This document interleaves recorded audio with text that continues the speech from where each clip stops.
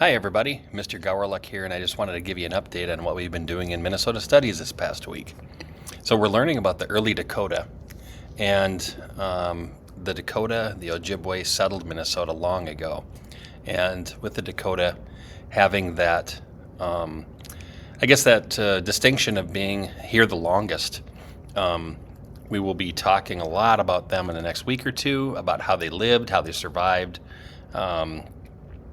all sorts of elements related to, dealing with the elements, what types of foods, what types of culture and traditions that they had, and then we'll move into the Ojibwe. We do have kind of a small quiz on vocabulary coming up, and we have I always kind of do these check understanding kind of things as we go. So they're not tests, they're not quiz, they're not marked for grading purposes as such, but I like to just make sure that they're learning and things are going well.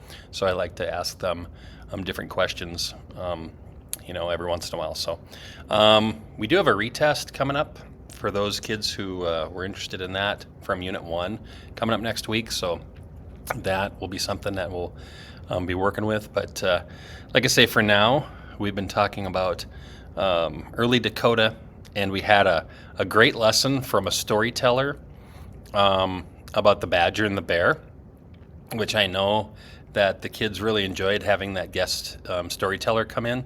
And then we've also talked about like the teepee and what the inside versus the outside may have looked like.